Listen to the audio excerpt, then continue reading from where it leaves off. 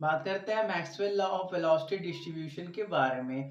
तो according to kinetic theory, अगर किसी एक गिवन वॉल्यूम में कोई आइडियल गैस भरा हुआ है तो वो गैसेस क्या करते हैं, अपने मोशन की वजह से इस वॉल्स पे क्या करते हैं, प्रेशर एग्जर्ट करते हैं, बार बार क्या करते हैं, इस पे स्ट्राइक करते हैं, जिससे प्रेशर प्रेशर जनरेट होता है। तो देखो, ये सभी गैस के पार्टिकल अगर इसके अंदर भरे हुए हैं तो वो सभी क्या करते हैं, डिफरेंट वेलोसिटी से मूव करते रहते हैं और क्या करते रहते हैं, अपने आप एक दूसरे से भी स्ट्राइक करते रहते हैं और कंटेनर के वॉल से भी स्ट्राइक करते रहते हैं। तो यही जो अलग अलग वेलोसिटी से वो मूव कर रहे हैं, तो कोई पार्टिकुलर गिवन रेंज में कि इतने से इतने मॉलिक्यूल का वेलोसिटी कितना होगा।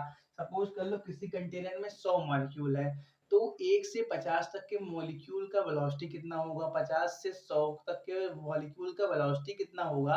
इन्हीं बातों को थ्योरेटिकली मैक्सवेल ने एक फॉर्मूले के द्वारा दिया है, ठीक है। तो देखो, अगर किसी एक कंटेनर में कोई गैस भरा हुआ है, आइडियल गैस भरा हुआ है, तो उनके पास दो इंपॉर्टेंट प्रॉपर्टी ये होती है। आइडियल गैस क्या बोलता है, आइडियल गैस इक्वेशन या आइडियल गैस एजम्पशन क्या बोलता है कि जो छोटे छोटे पार्टिकल होते हैं गैस के, उनको मॉलिक्यूल बोला जाता है। और इनके अंदर फोर्स ऑफ अट्रैक्शन क्या होता है, अपसेंट होता है, ना के बराबर होता है, जिसकी वजह से ये कभी एक दूसरे से अट्रैक्ट नहीं होते। ठीक है, जिससे क्या करते हैं, ये खुद से स्ट्राइक तो करते हैं लेकिन स्ट्राइक करके दूर चले जाते हैं। और इस कंटेनर पे भी स्ट्राइक करते हैं लेकिन दूर चले जाते हैं, कंटेनर पे स्ट्राइक करके प्रेशर बनाते हैं। ठीक है, तो एक बात बताओ, अगर 1 मिनट के लिए ये जो कोलिजन हो रहा है, एक मॉलिक्यूल का दूसरे मॉलिक्यूल के बीच और एक मॉलिक्यूल का एक कंटेनर के बीच, अगर ये सारे कोलिजन इनइलास्टिक हो जाए तब क्या होगा। देखो, इनइलास्टिक होगा तो सबसे बड़ा चेंजेस ये होगा कि जो force of attraction ideal gas में अब्सेंट होता है वो क्या हो जाएगा, प्रेजेंट हो जाएगा। देखो, इलास्टिक कोलिजन का मतलब कोई भी स्ट्राइक होगा तो उसमें किसी या तो इस पार्टिकल का या तो इस पार्टिकल का एनर्जी लॉस नहीं होगा। जिस एनर्जी से वो मूव कर रहे थे, स्ट्राइक के बाद भी उतने एनर्जी से मूव करेंगे। लेकिन इनइलास्टिक हो जाएगा तो क्या करेगा, कोई भी दो पार्टिकल की अगर बात करो तो वो क्या करेगा, म्यूचुअल अट्रैक्शन भी क्या करेगा, एक्सपीरियंस करेगा। मतलब क्या, जैसे ग्रेविटेशनल फोर्स होता है, कोई भी पार्टिकल कहीं पे दो पार्टिकल कहीं पे भी यूनिवर्स में रखे हों, क्या करते हैं, एक दूसरे पे ग्रेविटेशनल फोर्स लगाते हैं। वैसे ही अगर ये कोलिजन, टकराने का कोलिजन इनइलास्टिक हो जाए, मतलब जिस कोलिजन में एनर्जी का लॉस होने लगे, तो उसमें क्या होगा, ये दोनों क्या करेंगे, एक दूसरे को अट्रैक्टिव फोर्स से अट्रैक्ट करना स्टार्ट कर देंगे। ठीक है, तो सपोज कर लो ये पार्टिकल ए है, ये पार्टिकल बी है। बी क्या है, ए के आगे है और जाके क्या इस ए, इसको क्या बोलो, कोई के यल यम एन बोलो, ये जो फेस दिख रहा है आपको, के यल यम एन, इस पे जाके स्ट्राइक करने वाला है। ठीक है, तो बी जाके स्ट्राइक करेगा तो प्रेशर क्रिएट होगा। लेकिन जब बी आगे की तरफ जाने लगेगा स्ट्राइक करने के लिए, तो ए क्या बोलेगा कि हम क्या है, इनइलास्टिक कोलिजन करने की वजह से हमारे अंदर क्या आ गया, अट्रैक्टिव फोर्स आ गया।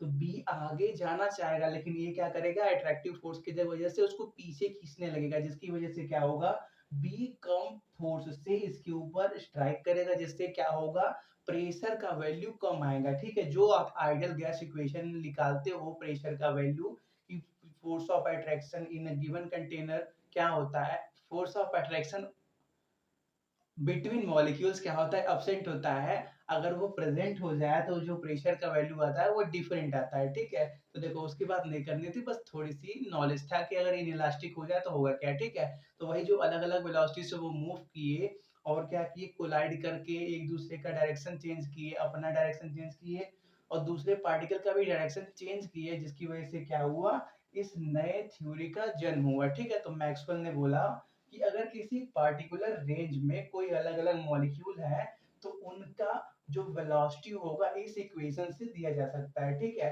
dn c upon l equal to 4 pi m upon 2 rt के पावर 3/2 e के power minus mc square upon 2 rt c square dc। ठीक है, ये इक्वेशन याद नहीं करना है, यूज भी उतना नहीं होगा, क्योंकि क्योंकि देखो, ये जो इक्वेशन है ना, बाद में इसको और थोड़ा थोड़ा छोटे छोटे पार्ट में तोड़ दिया गया है। ठीक है, तो देखो, जहाँ पे डीएनसी क्या होता है, number of molecules with velocity in the range C plus C B. ठीक है, सपोज कर लो हमारे पास 100 मॉलिक्यूल्स हैं और उनमें से 50 ऐसे मॉलिक्यूल हैं जिनका वेलोसिटी 20 मीटर पर सेकेंड है और 10 ऐसे हैं जिनका वेलोसिटी 10 मीटर पर सेकंड है और बाकी सब अलग-अलग वेलोसिटी के हैं, ठीक है? तो किसी एक गिवन वेलोसिटी रेंज में कितने मॉलिक्यूल आ रहे हैं वो क्या बताता है डीएनसी कि 20 मीटर पर सेकंड के रेंज में कितने मॉलिक्यूल्स आ रहे हैं 50, ठीक है? तो वो उसका वैल्यू है। एन क्या है टोटल नंबर ऑफ मॉलिक्यूल्स किसी एक गिवन गैस के सैंपल में total number of molecule 4 pi constant है 2 पाई आर क्या है यूनिवर्सल गैस कांस्टेंट टी क्या है एब्सोल्यूट टेम्परेचर यम क्या है जो गैस लिया होगा आपने उसका मॉलिक्यूलर वेट ठीक है और देखो यहाँ पे जो सी है वो क्या होता है lower value of velocity for selected velocity range suppose कर लो आपने कोई रेंज डिसाइड किया कि हम क्या करेंगे 20 से 50 मीटर पर सेकंड वाले जितने भी मॉलिक्यूल्स हैं उनका क्या करेंगे स्टडी करेंगे तो लोअर वैल्यू क्या हो गया 20 तो सी क्या बताता है वही लोअर वैल्यू की बात ठीक है और जो आपका डीसी है वो क्या बताता है velocity interval for the velocity range इसे एक इंटरवल की बात करता है ठीक है तो देखो इसका आपको यूज नहीं करना है ठीक है आप क्या करेंगे इसको सिंप्लीफिकेशन फॉर्म में तीन अलग अलग वेलोसिटी के नाम से जैसे क्या root mean square velocity most probable velocity और एवरेज वेलोसिटी इन सब के बारे में क्या करेंगे स्टडी करेंगे ठीक है उससे पहले ये जो मैक्सवेल ने अपना लॉ दिया था वेलोसिटी डिस्ट्रीब्यूशन का उसके कुछ एजम्पशन भी है तो पहले एजम्पशन की बात कर लेते हैं फिर बात करेंगे उन तीनों के बारे में ठीक है इसको पहले नोट कर लो बात करते हैं एजम्पशन की तो हमारा पहला है the given volume of the gas contains a large number of molecules having speed range from 0 to infinity किसी एक गिवन वॉल्यूम के अंदर बहुत सारे नंबर ऑफ मॉलिक्यूल होंगे और अलग अलग मॉलिक्यूल का जो स्पीड होगा किसी का जीरो भी हो सकता है और वहां से क्या उनका स्पीड चेंज होते होते होते इंफिनिटी तक भी जा सकता है अलग अलग मॉलिक्यूल है तो इनका स्पीड क्या होगा अलग अलग होगा किसी का हो सकता है वो जीरो हो जीरो कैसे होगा वो कहीं पे रुका होगा तो जीरो होगा अगर रुका नहीं होगा तो उसका वैल्यू कुछ होगा छोटा होगा या बड़ा होगा ठीक है तो देखो सेकंड पॉइंट है द एवरेज मॉलिक्यूलर डेंसिटी देखो ये हमारा कोई एक वॉल्यूम है ठीक है लेकिन इसके अंदर एक छोटा सा यूनिट वॉल्यूम की बात करें और उसके अंदर नंबर ऑफ मॉलिक्यूल्स की बात करें वो क्या होता है एवरेज मॉलिक्यूलर डेंसिटी ठीक है तो देखो हर जगह क्या है नंबर ऑफ मॉलिक्यूल्स बटे हुए हैं लेकिन किसी एक गिवन यूनिट एरिया में जो एवरेज मॉलिक्यूलर डेंसिटी होगा वो क्या होगा हर जगह सेम होगा ठीक है the average molecular density remains constant everywhere in the volume of the gas ठीक है थर्ड है हमारा in the state of equilibrium the number of molecules in various velocity range remains constant अगर क्या हो इक्विलिब्रियम का स्टेज चल रहा हो तो अलग अलग मॉलिक्यूल जिनका वेलोसिटी अलग अलग है उनका क्या होगा रेंज की मतलब इतने से इतने तक का मॉलिक्यूल का वेलोसिटी क्या होगा वो सब वैल्यू क्या होगा सेम होगा क्या होगा कांस्टेंट होगा ठीक है through the velocity of different molecule continuously change with time अलग अलग मॉलिक्यूल का वेलोसिटी टाइम के साथ जब एक दूसरे से स्ट्राइक कर रहे हैं तो चेंज हो रहा है लेकिन ओवरऑल की एक गिवन रेंज की बात की जाए तो वहां पे क्या होगा अलग अलग मॉलिक्यूल का वेलोसिटी कांस्टेंट होगा ठीक है नोट करो एक और पॉइंट है उसको भी देखते हैं चौथा जंक्शन है in every volume element the molecules have all possible velocity which are distributed according to definite law किसी भी एक गिवन एरिया वॉल्यूम के अंदर अलग अलग मॉलिक्यूल्स होंगे बहुत सारे तो अलग अलग मॉलिक्यूल्स का जो वेलोसिटी होगा वो सेम नहीं हो सकता हमेशा डिफरेंट डिफरेंट ही होगा ठीक है जो क्या एक डेफिनेट लॉ से दिया जाएगा this distribution does not depend upon position of the volume element किसी एक कंटेनर में किसी वॉल्यूम एलिमेंट का पोजीशन पे ये डिस्ट्रीब्यूशन डिपेंड नहीं करेगा and also does not change due to collision और अलग अलग मॉलिक्यूल्स के बीच कोलिजन की वजह से भी ये डिस्ट्रीब्यूशन अफेक्ट नहीं होगा ठीक है इन चारों एजम्पशन को अच्छे से नोट कर लो हम अब बात करते हैं अलग अलग टाइप के मॉलिक्यूलर वेलोसिटी के बारे में पहले बात करते हैं एवरेज वेलोसिटी के बारे में तो किसी एक गिवन सैंपल में सपोज कर लो n नंबर ऑफ मॉलिक्यूल्स हैं और अलग अलग मॉलिक्यूल का वेलोसिटी अलग अलग है तो इन अलग अलग मॉलिक्यूल का जो अलग अलग वेलोसिटी है उन सभी का एवरेज क्या कहलाता है एवरेज वेलोसिटी कहलाता है ठीक है सपोज कर लो हमारे पास n क्या है n नंबर ऑफ मॉलिक्यूल्स है और अलग-अलग मॉलिक्यूल्स की थोड़ी-सी वेलोसिटी को भी लिख लेते हैं। सपोज़ कर लो पहले मॉलिक्यूल का वेलोसिटी u1 है, दूसरे का u2, तीसरे का u3, ऐसे ही लास्ट का un है। ठीक है? nth मॉलिक्यूल का वेलोसिटी un है। तब आपका एवरेज वेलोसिटी जिसको हम v से डिनोट करते हैं वो कैसे डिफाइंड है? u1 plus u2 plus u3 plus dot dot dot plus un upon number of molecule से, मतलब इनके एवरेज से। देखो ये फॉर्मूला तब लगाना जब आपके पास अलग-अलग मॉलिक्यूल का वेलोसिटी दिया हो। अगर आपको सिर्फ दिया हो in a given sample of oxygen, in a given sample of किसी एलिमेंट का नाम दिया हो, तो उस टाइम पे आप directly under root 8 R T upon pi M use करना, जहाँ पे आर क्या है? Universal gas gas constant, temperature को केल्विन में रखना, एम क्या है? मॉलिक्यूलर वेट ऑफ जिस भी गैस की बात कर रही है उसके। ठीक है? ये कब यूज करना? जब सिर्फ आपको गैस का नाम दिया हो। ये तब यूज करना जब आपको अलग-अलग मॉलिक्यूल का वेलोसिटी दिया हो। ठीक है? इसको नोट करो, कुछ क्वेश्चन कर लेते हैं। हमारे पास क्वेश्चन है for a group of 10 particles the velocities are 1 2 0 4 4 3 3 3 6 and 5 metre per second, calculate average velocity. 10 अलग अलग पार्टिकल्स का ये वेलोसिटी दिया है, एवरेज वेलोसिटी कैलकुलेट करना है। तो इस टाइम पे कौन सा फॉर्मूला यूज करोगे? सम वाला। ठीक है? तो क्या करना, सबको पहले ऐड करो। 1 प्लस 2 3 प्लस 0 3 प्लस 8 कितना हो गया? 3 और 8 प्लस 3 और प्लस 6 प्लस 5, मतलब क्या? 9 5 6 15 5 20 28 31। ठीक है? ऊपर कितना है? 31, नीचे कितना आया? 10, मतलब क्या? 31/10, मतलब ये कितना जाएगा? 3.1, मतलब क्या? एवरेज वेलोसिटी क्या है? 3.1 मीटर पर सेकेंड के बराबर है। ठीक है? नोट करो। हमारे पास क्वेश्चन दिया है calculate the temperature at which the average velocity of oxygen is equal to that of hydrogen at 20 kelvin. Hydrogen 20 kelvin पे उसका एवरेज वेलोसिटी ऑक्सीजन की एवरेज वेलोसिटी के बराबर है, ऐसा दिया हुआ है। तो ऑक्सीजन किस टेम्परेचर पे रखा हुआ है उसको कैलकुलेट करना है। ठीक है? तो एवरेज वेलोसिटी का मतलब देखो यहाँ पे कोई अलग अलग पार्टिकल्स के लिए नहीं दिया, यहाँ पे सैंपल दिया है, एक ऑक्सीजन का एक हाइड्रोजन का। तो क्या यूज करो? Under root 8 R T upon pi M. ठीक है? तो पहले बात करते हैं एवरेज वेलोसिटी फॉर ऑक्सीजन। तो वो किसके बराबर होगा? अंडर रूट 8 आर टी, ये 8 टी एम को कैलकुलेट करना है ऑक्सीजन के लिए, अपान पाई। ऑक्सीजन सॉरी, ऑक्सीजन को मॉलिक्यूलर वेट 32। ठीक है? फिर बात करते हैं एवरेज वेलोसिटी फॉर हाइड्रोजन। तो देखो हाइड्रोजन क्या है? 20 केल्विन पे रखा हुआ है, दिया हुआ है टेम्परेचर। ठीक है? तो 8 R into 20 upon pi, hydrogen का मॉलिक्यूलर वेट 2। ठीक है? और क्या दिया है कि दोनों जो एवरेज वेलोसिटी के वैल्यू है वो क्या है? सेम है, इक्वल है। मतलब क्या? Average velocity of oxygen is equal to average velocity of hydrogen. ठीक है? तो दोनों साइड इक्वल रखो। Under root 8 R T upon pi into 32 is equal to under root 8 R 20 upon pi into 2।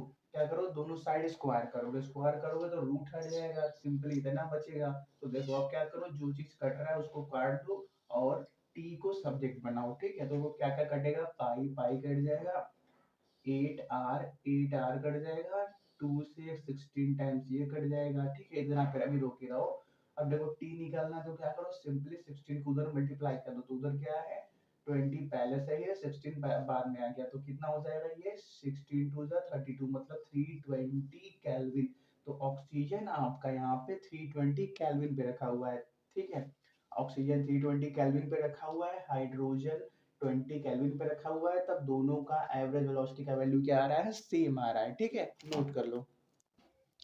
Next बात करते हैं रूट मीन स्क्वायर वेलोसिटी के बारे में। तो देखो अभी जो हमने n अलग अलग पार्टिकल्स लिए थे, अगर उनकी वेलोसिटीज का हम स्क्वायर कर दें, फिर उनका मीन निकालें, फिर रूट ले लें, तो जो अब वैल्यू मिलेगी उसको क्या बोलते हैं? Root mean square velocity. ठीक है? अलग अलग n हमारे पास पार्टिकल्स थे, सभी का वेलोसिटी u1 u2 u3 ऐसे डॉट डॉट डॉट un तक था। अब क्या करो? पहले इनका स्क्वायर करो, मतलब un square u2 square u3 square plus dot dot dot plus un square. फिर क्या करो, इनका मीन निकालो, मतलब क्या, डिवाइड बाय n कर दो, n नंबर ऑफ मॉलिक्यूल्स। फिर इनका रूट ले लो, क्या करो, रूट ले लो। तो अब ये जो वैल्यू आएगी जिसको बोलते हैं रूट मीन स्क्वायर वेलोसिटी, ठीक है।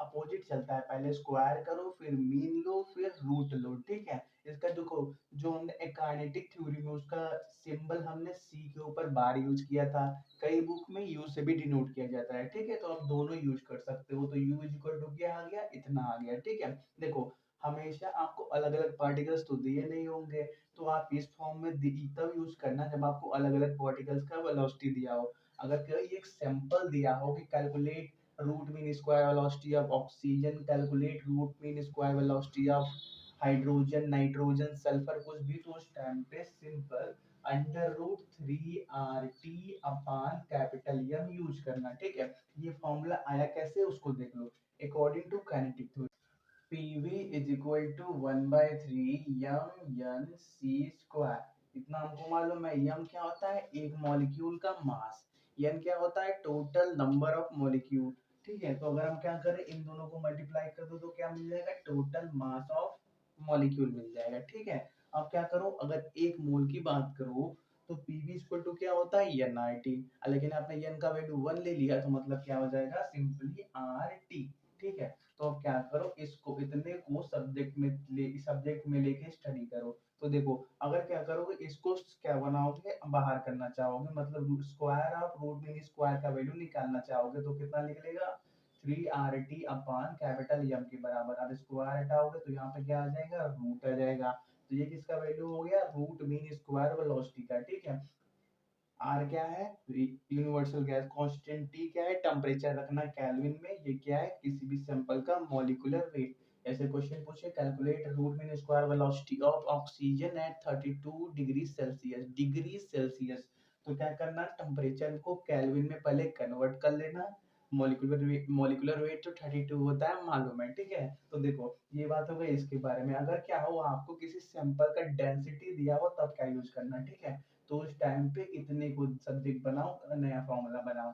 तो यहाँ से सी का वैल्यू निकालो, कितना होगा, 3 PV अपान एम के बराबर। मतलब क्या, सी सिर्फ निकाल, सिर्फ सी निकालोगे तो क्या आएगा, अंडर रूट 3 PV अपान एम। और डेंसिटी किसके बराबर होता है, मास अपान वॉल्यूम के बराबर। मतलब इसकी जगह क्या रख सकते हो, रो लिख सकते हो, डेंसिटी का साइन। तो देखो, जब आपको सिर्फ डेंसिटी दिया हो तो क्या करना, ये यूज करना, अंडर रूट 3 P अपान रो का फार्मूला, ठीक है। और जब आपको सिर्फ टेम्परेचर दिया हो तो उस टाइम पे क्या करना, एक second, when only temperature is given, उस टाइम पे आप सी डैश, मतलब क्या, रूट मीन स्क्वायर का value 1.58 into 10⁴ under root T upon M use करना। टी क्या है, टेम्परेचर इन केल्विन, एम क्या है, मॉलिक्यूलर वेट।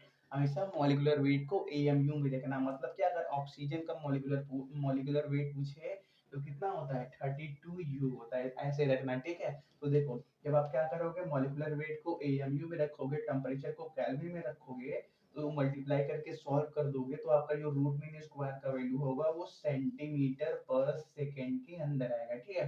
देखो यार, ये सब आपने 11th 12th में पढ़ के आए हो, इसलिए कॉन्सेप्ट इतना ही है, क्वेश्चन तो अनलिमिटेड है, आप लगा सकते हो, ठीक है। ये बात हो गई इसके बारे में। इसमें नेक्स्ट आता है आपका मोस्ट प्रोबेबल वेलोसिटी, इसको नोट करो।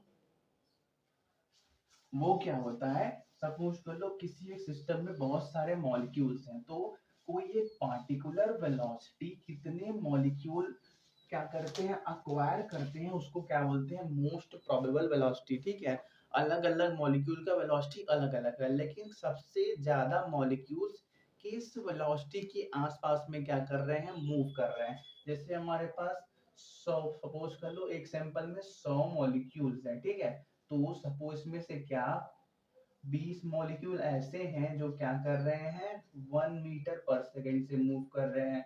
30 मॉलिक्यूल ऐसे हैं जो क्या कर रहे हैं, 5 मीटर पर सेकेंड से मूव कर रहे हैं। और क्या 50 मॉलिक्यूल ऐसे हैं जो क्या कर रहे हैं, 10 मीटर पर सेकेंड से मूव कर रहे हैं। तो किसी एक सैंपल में सबसे ज्यादा मॉलिक्यूल किस पार्टिकुलर वेलोसिटी के आसपास मूव कर रहे हैं, वो क्या कहलाता है, मोस्ट प्रोबेबल वेलोसिटी। तो इसमें बात करो तो क्या है, 50 मॉलिक्यूल 10 मीटर पर सेकंड से मूव कर रहा है, मतलब इस सैंपल में मोस्ट प्रोबेबल वेलोसिटी क्या बन जाएगा, ये 10 मीटर पर सेकंड बन जाएगा। ठीक है, इसको देखो simply V most probable velocity. ठीक है, तो देखो हम क्या करते हैं, जो मोस्ट प्रोबेबल वेलोसिटी होता है उसको जनरली या तो अल्फा से डिनोट करते हैं या u के ऊपर ऐसे बार लगा के डिनोट करते हैं। ठीक है, अलग अलग बुक में अलग अलग होता है। इसका वैल्यू कैलकुलेट करना है तो सिंपल आप अंडर रूट 2 RT अपान यम यूज करना। टी क्या होता है, टेम्परेचर इन केल्विन। यम क्या होता है, उस मॉलिक्यूलर, जिस भी सैंपल की बात कर रहे हैं उसका मॉलिक्यूलर वेट। ठीक है, तो अब तक हमने क्या देखा कि किसी एक सैंपल की बात करें तो उसके बी मोस्ट प्रोबेबल, जिसको हम सिंपली अल्फा से डिनोट कर रहे हैं, उसका वैल्यू कितना आया, अंडर रूट 2 RT अपान यम के बराबर। अब अगर क्या करें, किसी भी इसी सैंपल का, सपोज कर लो हमने एक सैंपल ले लिया है, ठीक है, उसका कुछ मास यम के बराबर है, तो उसका मोस्ट प्रोबेबल इसके बराबर आएगा। उसका रूट में स्क्वायर किसके बराबर आएगा, under root 3 RT upon capital M के बराबर आएगा।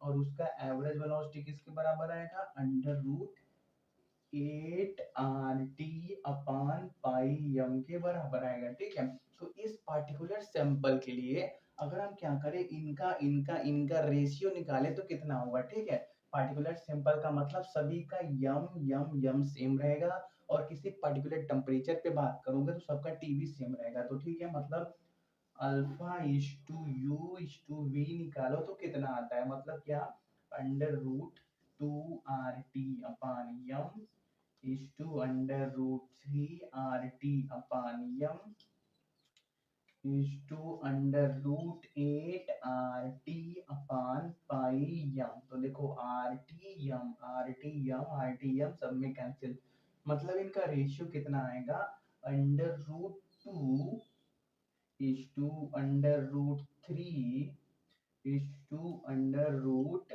8 पाई के बराबर आएगा। किसका किसका, V most probable, root mean square, और एवरेज वेलोसिटी क्या, रेशियो। ठीक है, ये क्या है, इनका तीनों का रेशियो किसी एक पार्टिकुलर सैंपल के लिए जिसका मास यम था, और किसी पार्टिकुलर टेम्परेचर जिसका टेम्परेचर, कोई पार्टिकुलर टेम्परेचर, जिस टेम्परेचर टी पे। ठीक है, तो देखो अगर और कुछ क्या करें, किसी पार्टिकुलर सैंपल के लिए किन्हीं दो का रिलेशन निकालें, मतलब सपोज कर लो अल्फा का निकालो और रूट मीन स्क्वायर का निकालो तो कितना मिलेगा। ठीक है, इनका क्या करते हैं, रेशियो निकालते हैं किसी पार्टिकुलर सैंपल के लिए किसी पार्टिकुलर टेम्परेचर पे, मतलब क्या, अंडर रूट 2 RT अपान यम अपान क्या, अंडर रूट 3 RT अपान यम। ठीक है, ये ऊपर वाला किसके बराबर है, ऊपर वाला अल्फा के बराबर है, वी मोस्ट प्रोबेबल वेलोसिटी, और नीचे वाला u के बराबर है, मतलब क्या, रूट मीन स्क्वायर वेलोसिटी। तो देखो क्या क्या कटेगा, यम आर टी कैंसिल हो जाएगा, मतलब हमको सिर्फ इतना मिलेगा। तो देखो अगर हम क्या करें, u को इधर मल्टीप्लाई कर दो और क्या करो,